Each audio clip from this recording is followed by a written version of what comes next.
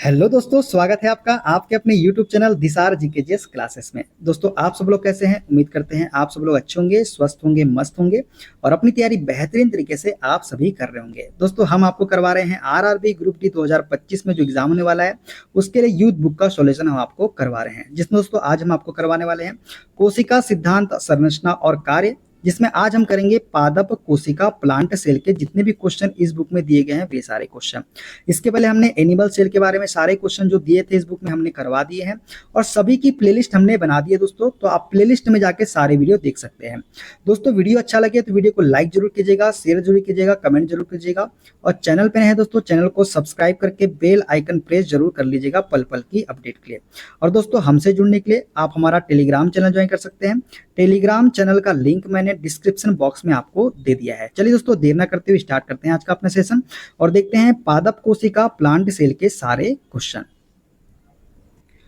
दोस्तों, देखेंगे हम पादप कोशिका प्लांट सेल के जितने भी क्वेश्चन इस बुक में दिए गए हैं वे सारे क्वेश्चन। देखते हैं पहला क्वेश्चन, किसी पादप में मोटी कोशिका भित्ति वाली ऐसी कोशिकाएं हमें कहाँ मिल सकती है? दोस्तों, किसी पादप में मोटी कोशिका भित्ति वाली ऐसी संरचना है, ऐसी कोशिकाएं जो कहाँ मिल सकती है हमें? तो ये मिलती है फ्लोएम में। किस में मिलती है हमको? फ्लोएम में मिलती है ऐसी वाली संरचना। ठीक है, तो किसी पादप में मोटी कोशिका भित्ति वाली ऐसी कोशिकाएं हमें कहाँ मिलती है? तो फ्लोएम में मिल सकती है। देखते हैं अगला क्वेश्चन, जब आप किसी पादप कोशिका, कवक कोशिका या जीवाणु कोशिका को एक अत्यधिक तनु बाह्य माध्यम में रखते हैं तो पादप कोशिका या कवक कोशिका जल को अवशोषित करेगी किंतु फटेगी नहीं, जबकि जंतु कोशिका फट जाएगी। पादप कोशिका का कौन सा भाग उसे आने वाले जल के दाब का सहन करने में सहायता करता है? दोस्तों, जब आप किसी पादप कोशिका, कवक कोशिका या जीवाणु कोशिका को एक अत्यधिक तनु बाह्य माध्यम में रखते हैं तो पादप कोशिका या कवक कोशिका जल को अवशोषित करेगी किंतु फटेगी नहीं, जबकि जंतु कोशिका क्या हो जाएगी? फट जाएगी। पादप कोशिका का कौन सा भाग उसे आने वाले जल के दाब का सहन करने में सहायता करता है? तो ये करता है कोशिका भित्ति। कौन करती है? कोशिका भित्ति जो है आने वाले जल के दाब का सहन करने में सहायता करती है। किसमें? पादप कोशिका में। तो दोस्तों, पादप कोशिका में कोशिका भित्ति पाई जाती है। किसमें पाई जाती है कोशिका भित्ति? पादप कोशिका में। कोशिका भित्ति आने वाले जल के दाब को सहन करने में कोशिका की सहायता करती है। यह जंतु कोशिकाओं में अनुपस्थित होती है। जो कोशिका भित्ति है दोस्तों किसमें पाई जाती है? सिर्फ पादप कोशिका में पाई जाती है। जंतु कोशिका में ये क्या होती है? अनुपस्थित होती है। देखते हैं अगला क्वेश्चन, पादप कोशिकाओं में मौजूद डैश की मात्रा संचलन को सुगम बनाने के लिए कोशिकाओं की संरचना में परिवर्तन कर देती है। तो पादप कोशिकाओं में मौजूद जल की मात्रा जो है संचलन को सुगम बनाने के लिए कोशिकाओं की संरचनाओं में परिवर्तन कर देती है। देखते हैं अगला क्वेश्चन, निम्नलिखित में से कौन सा शब्द जल के अणुओं की एक वर्णतः पारगम्य झिल्ली सिलेक्टिवली परमिएबल मेम्ब्रेन के आर पार गति का वर्णन करता है? तो दोस्तों, निम्नलिखित में से कौन सा शब्द है जो जल के अणुओं की एक वर्णतः पारगम्य झिल्ली के आर पार गति का वर्णन करता है? तो ये करता है परासरण। क्या करता है? परासरण। ओस्मोसिस जो है इसका राइट आंसर हो जाएगा। जल के अणुओं का एक अर्ध पारगम्य झिल्ली के माध्यम से उच्च सांद्रता वाले क्षेत्र से निम्न सांद्रता वाले क्षेत्र में संचालन ही क्या कहलाता है? परासरण कहलाता है। जल के अणुओं का एक अर्ध पारगम्य झिल्ली के माध्यम से उच्च सांद्रता वाले क्षेत्र से निम्न सांद्रता वाले क्षेत्र में संचालन क्या कहलाता है? परासरण कहलाता है। इसके विपरीत विसरण में निम्न सांद्रता से उच्च सांद्रता की ओर संचालन विसरण कहलाता है। क्या कहलाता है? निम्न सांद्रता से उच्च सांद्रता की ओर विसरण कहलाता है। उच्च सांद्रता से निम्न सांद्रता की ओर परासरण कहलाता है। ठीक है, परासरण में किरण केवल एक ही दिशा में प्रवाहित होते हैं, जबकि विसरण में विलाय और विलय दोनों के कण विपरीत दिशा में चलते हैं। विसरण में क्या होता है? परासरण में क्या होता है? परासरण में कण केवल एक ही दिशा में प्रवाहित होते हैं, जबकि विसरण में विलायक और विलय दोनों के कण क्या होते हैं? विपरीत दिशा में चलते हैं। ये सभी आपको याद रखना है। रंगहीन लवक क्या कहलाते हैं? दोस्तों, रंगहीन लवक जो है ये कहलाते हैं ल्यूकोप्लास्टिड। क्या कहलाते हैं? ल्यूकोप्लास्टिड कहलाते हैं रंगहीन लवक। ठीक है, लवक की बात करें दोस्तों प्लास्टिड की, तो यह केवल पादप कोशिका में पाए जाते हैं। लवक जो है किसमें पाए जाते हैं? केवल पादप कोशिका में। यह 3 प्रकार के होते हैं। कौन कौन से? पहला है हरित लवक, क्लोरोप्लास्ट, दूसरा है अवर्णी लवक ल्यूकोप्लास्ट, तीसरा है वर्णी लवक क्रोमोप्लास्ट। ये 3 क्या है? लवक के प्रकार है। कौन कौन से? हरित लवक, अवर्णी लवक, वर्णी लवक। ठीक है, अब हरित लवक की बात करें दोस्तों, तो हरित लवक पहला हमारा है, तो यह हरे रंग का होता है क्योंकि इसके अंदर एक हरे रंग का पदार्थ पर्णहरित होता है। क्या होता है? पर्णहरित होता है। इसी की सहायता से पौधा प्रकाश संश्लेषण करता है और भोजन बनाता है, इसलिए हरित लवक को पादप कोशिका की रसोई कहते हैं। किसको कहते हैं पादप कोशिका की रसोई? तो हरित लवक को कहते हैं। दूसरा है दोस्तों अवर्णी लवक। अवर्णी लवक की बात करें तो यह रंगहीन लवक है। यह पौधों के उन भागों की कोशिकाओं में पाया जाता है जो सूर्य के प्रकाश से वंचित है। यह जड़ों में, भूमिगत तनों आदि में भोज्य पदार्थों का संग्रह करने वाला लवक है। अवर्णी वाला लवक कहाँ पाया जाता है? तो यह पौधों के उन भागों में पाया जाता है जहां सूर्य का प्रकाश नहीं पहुंच पाता है, वहां पाया जाता है अवर्णी लवक। और ये कहाँ? यह जड़ों में, भूमिगत तनों आदि में भोज्य पदार्थों का संग्रह करने वाला लवक है। अगला है दोस्तों वर्णी लवक। वर्णी लवक की बात करें दोस्तों तो यह रंगीन लवक होते हैं जो प्रायः लाल, पीले, नारंगी रंग के होते हैं। ये पौधों के रंगीन भाग जैसे पुष्प, फलावृत्ति, बीज आदि में पाए जाते हैं। कौन से लवक? वर्णी लवक पाए जाते हैं। ठीक है, देखते हैं अगला क्वेश्चन। नीचे दिए गए चित्रों ए और बी में दो प्रकार के कोशिका विभाजनों को दर्शाया गया है। इसके संबंध में कौन सा विकल्प निम्न प्रश्नों का सही उत्तर प्रदान करता है? पहला है दोस्तों कोशिका विभाजन के प्रकार क्या है, और दूसरा है विभाजन बी कब और कहाँ होता है। तो दोस्तों ये जो चित्र दिए गए हैं, ये हमको दिया गया है चित्र नंबर ए और ये दिया गया है बी नंबर। ठीक है दोस्तों, जो ए चित्र है ये है हमारा समसूत्री विभाजन। कौन सा विभाजन है? ये समसूत्री विभाजन है। और जो बी वाला है ये कौन सा विभाजन है? तो ये अर्धसूत्री विभाजन है। कौन सा? अर्धसूत्री विभाजन। अब देखते हैं कौन से ऑप्शन में समसूत्री विभाजन और अर्धसूत्री विभाजन दिया गया है। पहला ऑप्शन है दोस्तों जिसमें ए है हमारा समसूत्री विभाजन, बिल्कुल सही है। बी है हमारा अर्धसूत्री विभाजन, जो कि बिल्कुल सही है। लेकिन दूसरा क्या दिया गया है? दूसरे का आंसर वृद्धि के लिए शरीर की कोशिकाओं में अर्धसूत्री विभाजन होता है। ये गलत है दोस्तों, वृद्धि के लिए शरीर की कोशिकाओं में अर्धसूत्री विभाजन नहीं होता है। दूसरा ऑप्शन है दोस्तों ए हमारा अर्धसूत्री दिया है, बी समसूत्री, तो ये तो गलत ही हो गया क्योंकि ए हमारा क्या है? समसूत्री विभाजन है। सी ऑप्शन की बात करें दोस्तों तो सी ऑप्शन में ए हमारा समसूत्री विभाजन बिल्कुल सही है। बी वाला चित्र जो है अर्धसूत्री विभाजन का है। और दूसरा जो क्वेश्चन का आंसर है उसमें दिया गया है युग्मकों के निर्माण के लिए जनन कोशिकाओं में अर्धसूत्री विभाजन होता है। ये बिल्कुल सही है दोस्तों, तो ऑप्शन सी हमारा जो है करेक्ट आंसर हो जाएगा। क्या हो जाएगा? युग्मकों के निर्माण के लिए जनन कोशिकाओं में अर्धसूत्री विभाजन होता है, ये करेक्ट आंसर है। ठीक है, देखते हैं अगला क्वेश्चन। एक्स्ट्रा फैक्ट देख लेते हैं दोस्तों। कोशिका विभाजन, सेल डिवीजन की बात करें दोस्तों तो मुख्यतः 3 प्रकार के होते हैं। कौन कौन से? पहला होता है असूत्री विभाजन, एमाइटोसिस। दूसरा होता है समसूत्री विभाजन, माइटोसिस। तीसरा होता है अर्धसूत्री विभाजन, मियोसिस। कौन सा? मियोसिस। असूत्री विभाजन की बात करें दोस्तों तो यह विभाजन अविकसित कोशिकाओं जैसे जीवाणु, नीलहरित शैवाल, यीस्ट, अमीबा तथा प्रोटोजोआ में होता है। कौन सा विभाजन होता है? असूत्री विभाजन।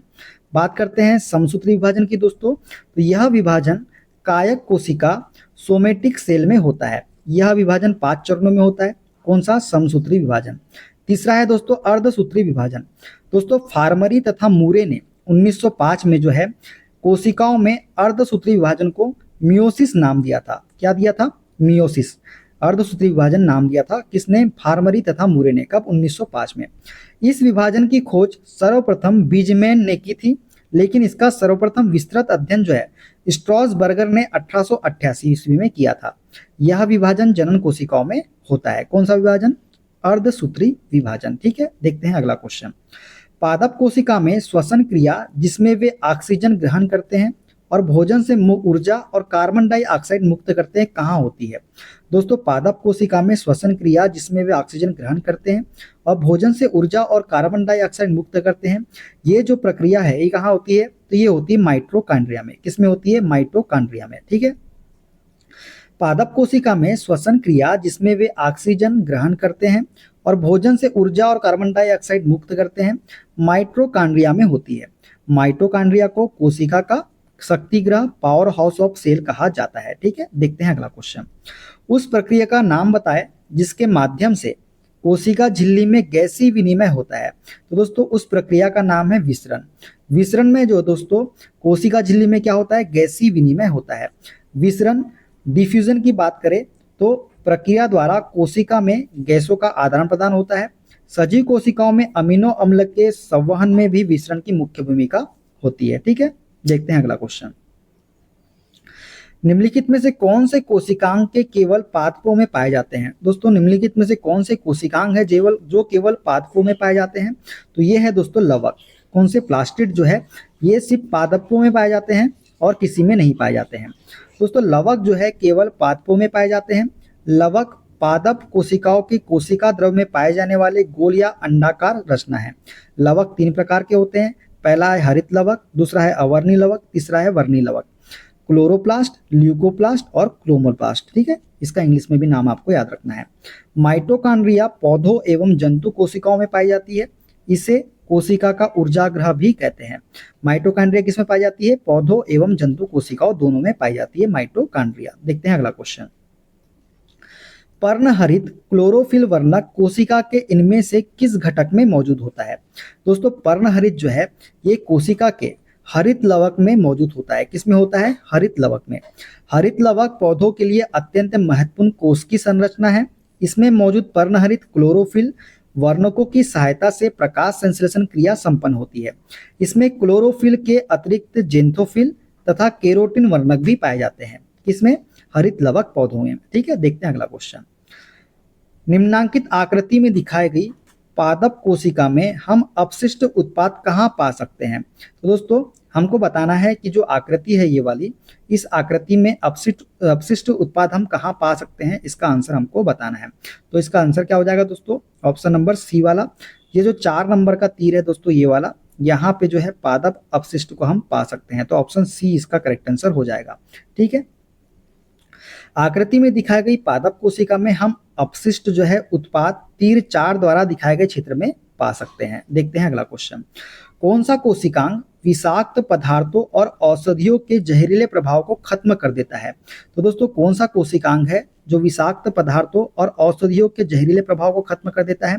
तो ये है अंतर्द्रव्यी जालिका। कौन सी? अंतर्द्रव्यी जालिका जो है ये विषाक्त पदार्थों और औषधियों के जहरीले प्रभाव को खत्म कर देता है। अंतर्द्रव्यी जालिका एंडोप्लाज्मिक रेटिकुलम की बात करें, सुकेंद्रक कोशिकाओं यूकेरियोटिक सेल में स्थित एक झिल्लीदार कोशिकांग है। इनका प्रमुख कार्य विषाक्त पदार्थों और औषधियों के जहरीले प्रभाव को खत्म करना होता है। अंतर्द्रव्यी जालिका की रचना प्लाज्मा झिल्ली के समान ही होती है। ठीक है, ये आपको याद रखना है। अंतर्द्रव्यी जालिका की रचना किसके समान होती है? तो प्लाज्मा झिल्ली के समान होती है। देखते हैं अगला क्वेश्चन। निम्नलिखित में से कौन सा पादप कोशिका में स्टार्च, प्रोटीन और तेल कणिकाओं का संग्रहण करता है? दोस्तों पादप कोशिका में स्टार्च, प्रोटीन और तेल कणिकाओं का संग्रहण जो है ये अवर्णी लवक मतलब ल्यूकोप्लास्ट करता है। कौन सा करता है? अवर्णी लवक करता है। केवल पादप कोशिकाओं में ही पाए जाने वाले दोहरी झिल्ली आबंध कोशिकांग लवक प्लास्टिड के 3 प्रकार होते हैं, ल्यूकोप्लास्ट, क्रोमोप्लास्ट, क्लोरोप्लास्ट। इसमें से ल्यूकोप्लास्ट अथवा अवर्णी लवक 3 प्रकार की खाद्य सामग्री स्टार्च, प्रोटीन और वसा कणिकाओं का संग्रहण करता है। अवर्णी लवक ल्यूकोप्लास्ट रंगहीन लवक है जो सूर्य के प्रकाश से दूर पौधों के अंधेरे हिस्से में पाए जाते हैं। कौन से? ल्यूकोप्लास्ट। ठीक है, देखते हैं अगला क्वेश्चन। निम्नांकित चित्र में दिखाई गई कोशिका पादप में कहाँ पाई जाती है? दोस्तों ये जो चित्र में दिखाई गई कोशिका है ये पादप में कहाँ पाई जाती है आपको बताना है। ठीक है, सेल वाल कोशिका भित्ति, साइटोप्लाज्म, कोशिका द्रव्य, न्यूक्लियस, केंद्रक, वैक्यूल, राजधानी। ये कहाँ पाई जाती है? तो ये पाई जाती है जड़ में। कहाँ पाई जाती है? जड़ में पाई जाती है। ठीक है, तो चित्र में दिखाई गई कोशिका पादप के जड़ों में पाई जाती है। कोशिका सभी जीवों में जीवन की मूलभूत इकाई है। कोशिकाएं 2 प्रकार की होती है, एक होती है यूकेरियोटिक तथा एक होती है प्रोकैरियोटिक। पादप कोशिकाएं यूकेरियोटिक कोशिकाएं है। जो पादप की कोशिकाएं है दोस्तों कौन सी कोशिकाएं हैं? यूकेरियोटिक कोशिकाएं है। देखते हैं अगला क्वेश्चन। रक्षक गार्ड कोशिकाएं किस प्रक्रिया में शामिल होती है? दोस्तों रक्षक गार्ड कोशिकाएं जो है ये वाष्पोत्सर्जन में शामिल होती है। कौन सी प्रक्रिया में? वाष्पोत्सर्जन की प्रक्रिया में शामिल होती है।